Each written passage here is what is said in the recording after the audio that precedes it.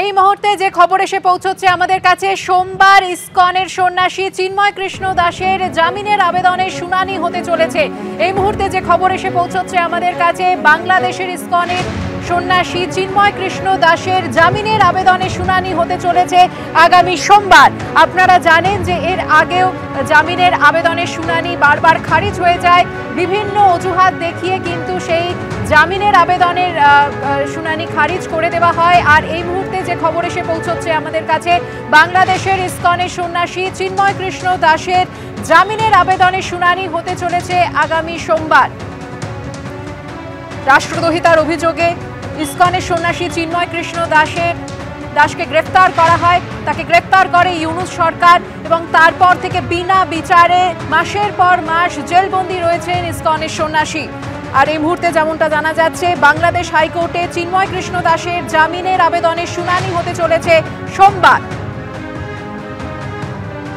নতুন বছরেও জামিনের আবেদনের শুনানি ছিল, তবে সেদিনও তা খারিজ হয়ে যায়। তারপর যেমনটা জানা যাচ্ছে, সোমবার চিন্ময় কৃষ্ণ দাসের জামিনের আবেদনের শুনানি হতে চলেছে।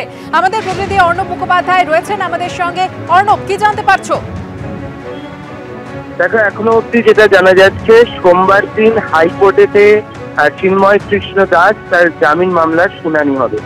এর আগে আমরা দেখেছিলাম যে চট্টগ্রামের যে নগর দায়রা আদালত রয়েছে, সেখান থেকে তার যে বেল, সেই বেল কিন্তু রিজেক্ট হয়েছিল এবং সেই সময় পুলিশ প্রশাসনের পক্ষ থেকে যে আবেদন করা হয়েছিল তাতে তো বলা হয়েছিল তিনি গেরুয়া পতাকাটা নিয়েছেন বাংলাদেশের পতাকার উপরে, এবং সেছাড়াও তাকে ছাড়লে তিনি আরো লোক জড়ো করতে পারেন এবং সেখানে তিনি পরিবেশ নষ্ট করতে পারেন, এবং তার বিরুদ্ধে অভিযোগ হিসেবে এটা বলা হয়েছিল যে তিনি বিভিন্ন জায়গায় তিনি স্বীকার করেছেন যে তিনি উস্কানিমূলক বক্তব্য দিয়েছেন।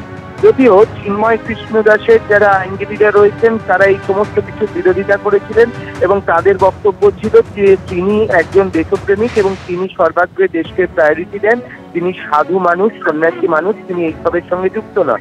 তো এরপরে তার বেল রিজেক্ট হয়েছিল এবং তারই পরিপ্রেক্ষিতে যেমনটা জানা যাচ্ছে যে হাইকোর্টে ফের আবেদন করা হয়েছে এবং হাইকোর্টে আবেদন করার পরিপ্রেক্ষিতে বাংলাদেশের যে হাইকোর্ট রয়েছে সেখানে সোমবার দিন এই মামলার শুনানি হবে।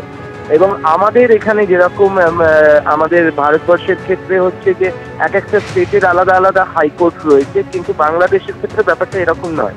বাংলাদেশের সুপ্রিম কোর্টের আন্ডারেই হাইকোর্ট এবং তার পাশে আর একটা আপিলের আর একটা ডিভিশন রয়েছে।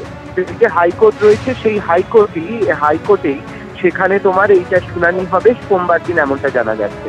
অন্যদিকে এর আগে যেদিনকে চিন্ময় প্রভুকে তোলা হয়েছিল, চিন্ময় প্রভুকে তোলার পরিপ্রেক্ষিতে একজন আইনজীবীর মৃত্যু হয়েছিল এবং তার ভাইয়ের পরে একটি মামলা ছিল। সেই মামলার পরিপ্রেক্ষিতে বেশ কিছু সংখ্যালঘু বা হিন্দু যে সমস্ত আইনজীবী আছে তাদের বিরুদ্ধে মামলা রুজু করা হয়েছিল। সেই মামলার ক্ষেত্রে তারা কিন্তু আজকে জামিন পেয়েছেন চট্টগ্রাম আদালত থেকে, এমনটাই সূত্র মারফত জানা যাচ্ছে। এবং সোমবার দিন হাইকোর্টের এই চিন্ময় প্রভুর যে জামিনের মামলা, সেই মামলার শুনানি রয়েছে। ধন্যবাদ অর্ণব।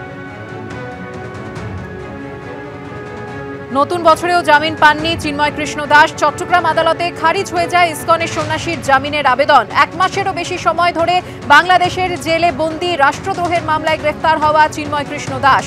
রাষ্ট্রদ্রোহিতার অভিযোগের সাজা যাবজ্জীবন, এমনটাই জানিয়েছিল চট্টগ্রাম আদালত। তারপরই ইসকনের সন্ন্যাসী চিন্ময় কৃষ্ণ দাসের আইনজীবীদের তরফ থেকে জানানো হয় যে তারা উচ্চ আদালতে আবেদন করার চিন্তা ভাবনা করছেন। আর যেমনটা জানা যাচ্ছে, বাংলাদেশ হাইকোর্টে চিন্ময় কৃষ্ণ দাসের জামিনের আবেদনের শুনানি হতে চলেছে আগামী সোমবার। 2রা জানুয়ারি ইসকনের সন্ন্যাসী চিন্ময় কৃষ্ণ দাসের জামিনের আবেদনের শুনানি হয় চট্টগ্রাম নগর দায়রা আদালতের বিচারক মোহাম্মদ সৈফুল ইসলামের এজলাসে। 8 ঘন্টা ধরে দুপক্ষের সওয়াল জবাব শুনে জামিন আবেদন খারিজের নির্দেশ দেন বিচারক। এদিন আদালত চত্বরে কড়া নিরাপত্তা ছিল এবং তারপর যেমনটা জানা যায় যে ইসকনের সন্ন্যাসীর আইনজীবীদের তরফে উচ্চ আদালতে যাওয়ার চিন্তা ভাবনা করা হচ্ছে। আর যেমনটা জানা যাচ্ছে, এখন সোমবার চিন্ময় কৃষ্ণ দাসের জামিনের আবেদনের শুনানি হতে চলেছে বাংলাদেশ হাইকোর্টে।